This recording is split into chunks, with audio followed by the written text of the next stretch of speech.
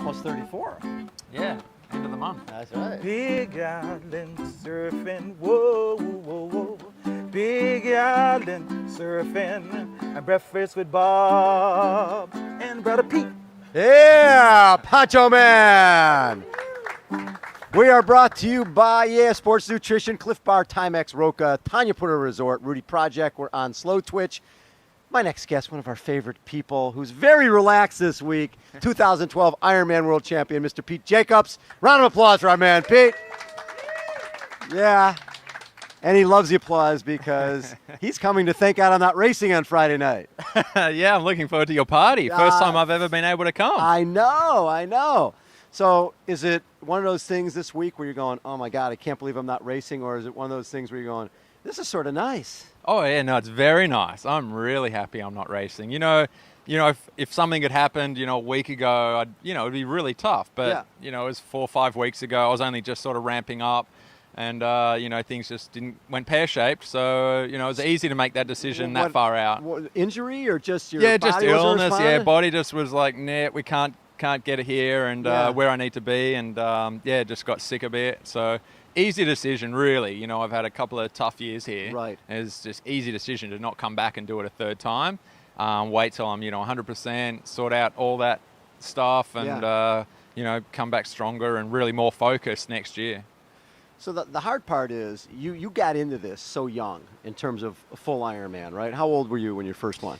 I was 20 when I did my first full Ironman. And you're going to turn 34 in a couple of weeks. Yeah. And you've done how many, you think? About 34. About 34 full Ironmans. Yeah. That's a lot of racing. Yeah. That's a lot of racing. And you're also a guy who's run, low 240s numerous times here and in other parts of the world. Do you feel that there's a point where, your body's just saying, gosh, I'm not sure if I can do this anymore? Mark Allen talked about he needed a break. He needed 1994 not to race because he just was burnt. Yeah, definitely. It's harder. My recovery getting slower and slower. Yeah. So to have a bit of time out to really fully recharge, reset a few, tight niggles here and tight things here and there, just to get the body flowing a bit better is what I'm really focused on at the moment. And, so it's a great time. I'm only just, close to 34. Bumped into Mark Allen just before his interview, and he said, "Oh, you got heaps of time, Totally. And I do, yeah. I could skip a few years and still come back. And those guys that came back, and Welchie and Dave, that come back when they're 40 and do so well. I think it's easy to skip a couple of years and learn more about how to come back stronger. Right. We were just talking to Ben Hoffman about finishing second last year and then winning the next year, and there's a lot of people in that club. Yourself, Tim DeBoom, Thomas Hellriegel, and Marinda, Crowe. What was the transition going from finishing second, knowing, okay, I'm this close, right, to winning the following year? It was a dream that I'd had for a long time. So, but it was more changing that from just thinking, oh, this is a dream I've got, to, okay, if I really want to do this, I've got to want the win. So from coming second, it was 12 months of, the win is my goal. The win is my goal. Nothing else. That was it. And it changes the whole, what you visualize in training, the way that you approach training, the race mentally, because as we know, race day, it's all mentally.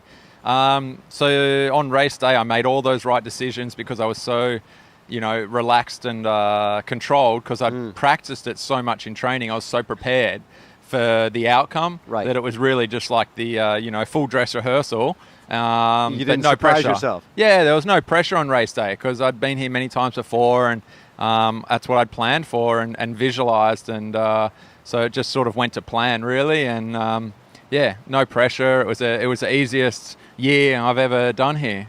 So when you win, how did that change you and change perceptions and change pressure coming back in 2013?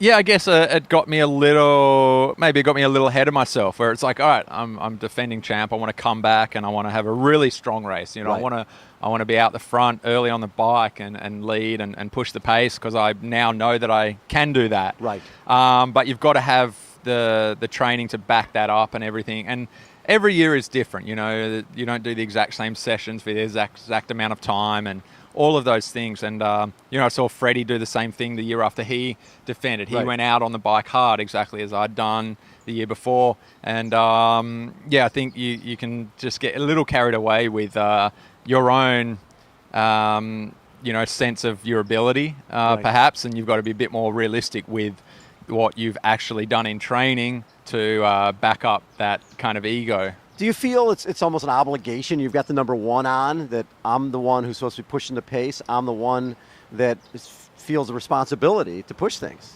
Yeah, but that's just something you put on yourself. It's not. Right. It's not really. There's no outside force saying that you have to do that. It's just something that you get maybe a little carried away with. Yeah. So that after you have a year where you win, as I remember one time Scott Tinley won a race, and immediately, like, give me a pen and paper, and he wrote down everything he ate, everything he did, and then he did the same exact thing at the next race and blew to the moon. Yeah. So now you've got a formula. You've won in 2012. Did you feel like, okay, I've got to follow this formula when you head into 2013? Yes and no. Like, I also wanted to improve on what I'd done, and every year is different. Each year I've had a different injury or illness early in the year. Nearly every year that I've done well here, I had some sort of injury early in the year, but it's different each time. And I think just over the years, those injuries and imbalances just add up, and so every year just kind of gets a little off the beaten track a little bit. Right. Whether you have missed this session because of this sort of niggle, or so you're always kind of winding and trying not just to play catch up, and that overall program, the overall kind of what you've done, roughly volume and effort and all that kind of stuff, you try and keep it similar. Right. And yeah, that's sort of where I was heading at, in August. I've only ever sort of started my build up in August. So in August, I went to Philippines and just sort of had an okay race at the start of my build up. And then, had a few weeks of going pretty well, but then just, got sick and had to take time out. And as soon as I, missed a week or so, it was like, I can't. Every other year I've had, August to October's gone really well. Right. And to have miss a week or two there where it was just kind of illness and coming back from it, there was no chance that I could play catch up at that point. So there is that what I've done previous years, it kind of has to be somewhat similar, but you have to adapt as well. Yeah, and I knew that I couldn't have missed a couple of weeks training and then still come here, when every year the race changes and the level is increasing, and as you get older you kind of realize, hang on, I've beaten myself up 34 times. Next time I beat myself up, I want to, do it in really good shape and get something out of it. Know going into the race that I know I can have a good result, not just like fingers crossed. Yeah. Right. So in 2000, after coming in second in 2011, did you have to do a full Ironman leading into in 2012, or did you qualify just by finishing top 10? Yeah, I was looking back at photos on my computer the other day, finding photos for social media posts and Flashback Fridays and all of that. And I scroll through 2012, like, we had a great year. I didn't have great results, but I had a good year. We ended up going and I raced Lake Placid to validate. Yep. But at that point in July, I wasn't in great shape and finished about half an hour behind Andy Potts. And then, we had a holiday. We were having a good time in New York, and it was good fun. And then we went to the Philippines, and, I've got some amazing photos and holidaying to islands and helicopter trips and stuff there. It was amazing that it all ended up going so well. And you ended up winning. And then come back from the Philippines every year, and that's when I, knuckled down and do the real work. And, it just went really well from that period, August to October, or mid-August to October. I look back, and there's no secret thing. I wasn't like more focused or training harder, or it's just consistency, really. Yeah. Because you could have looked at that. At the time, you could have looked at the Lake Placid result and go, "Oh my God, I gotta double up because I'm way off the back." Rather than you had enough confidence in yourself to know, okay, this is where I'm at right now because I'm at 60, 70%. Yeah, I know my body really well. That's sort of, why I'm happy to regulate how much training I do and all of that. And I know when I've done too much training, or I know if my body's just off. I know if I need to do more. Right. And all of that kind of stuff. In Lake Placid, I knew that I wasn't in great shape, and I also just felt pretty flat on the day. I fell apart pretty early on the bike, and it was just a long, slow bike ride. And but I just knew I felt a bit flat, but it was still like, you know, a long session and Sure. got something out of it, I guess. So yeah, it's just enjoyable. I mean, just to be like I don't stress about it. I don't go, oh, that was a really bad result. You know, I'm lose confidence. Right. I still have that inner confidence of, I know I can do this. And, you know, that's why I'm happy to have a year off and be like, I can come back next year because I know that I can still do this well. You know, I know I can still come back and win. I don't have, you know, I'm not losing that inner confidence. Right.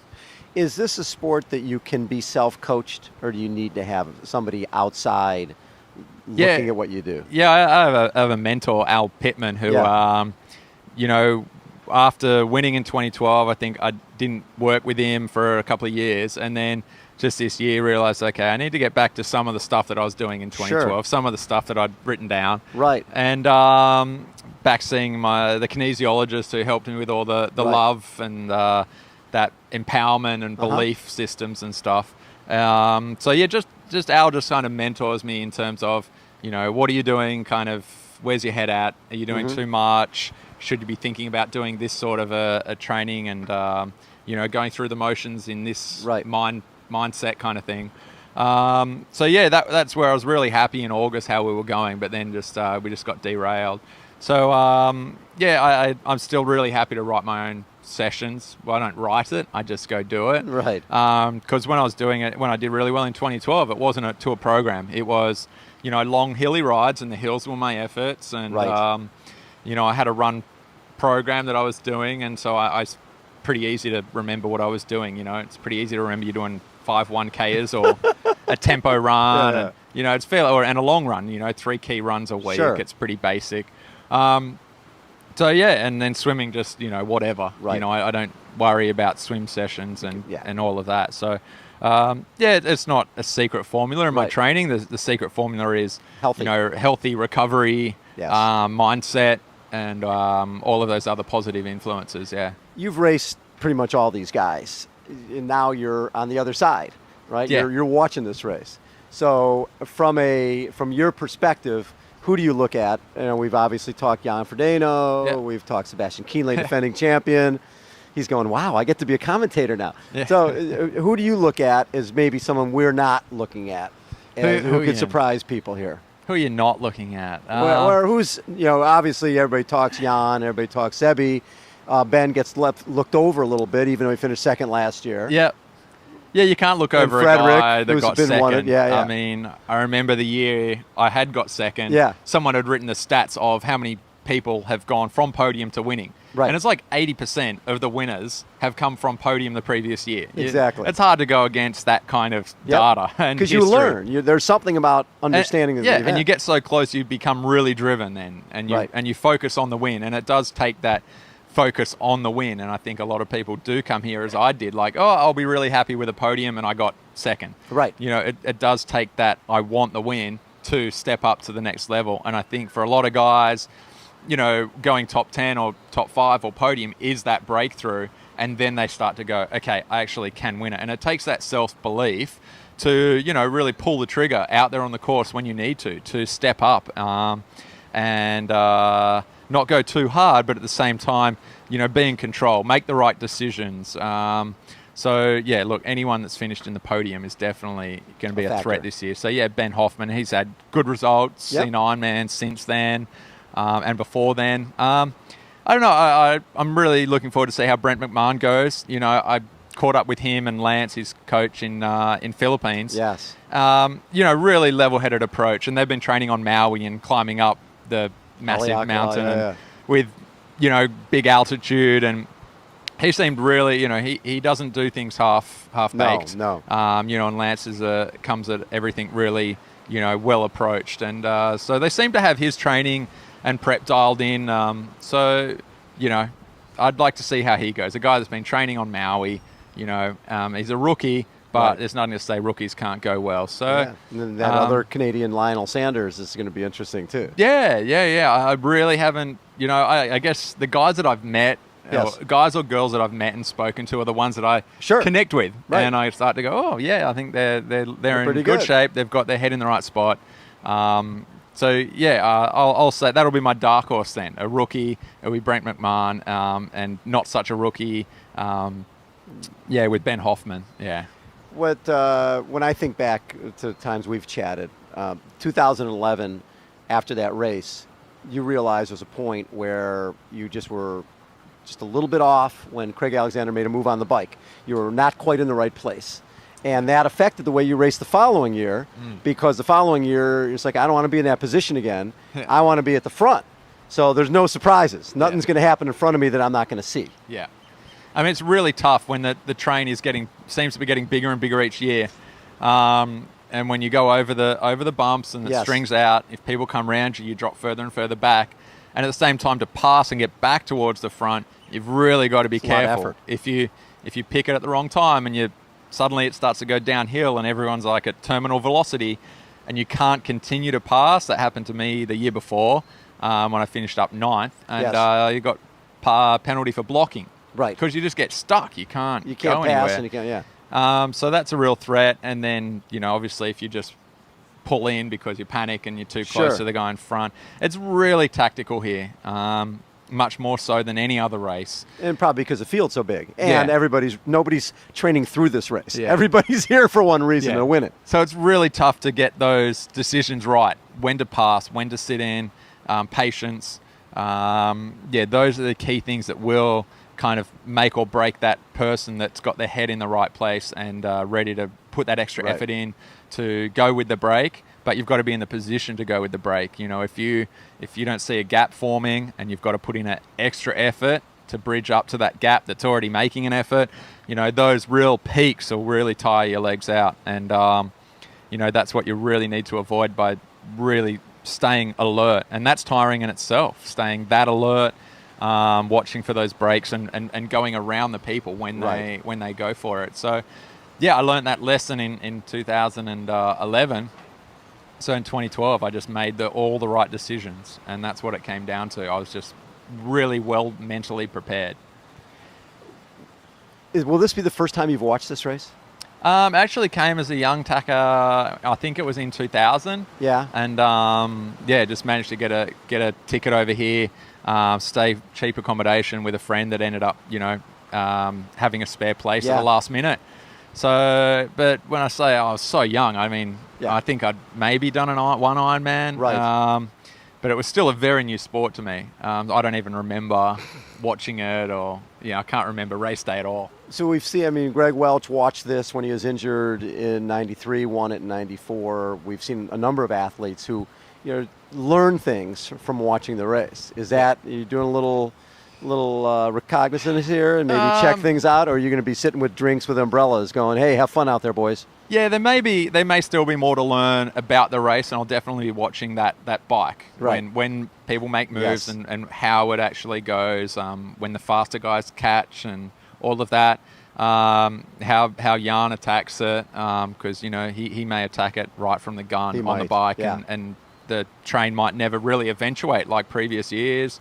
So we'll see, but at the same time, learn a little bit, but really just recharge. I mean, being here is just, really energizing. It's nice to get to know the place again differently. To hang out with Jamie and do some more touristy things that really, connect a bit more. Just had a swim this morning with a manta ray out there on the swim course.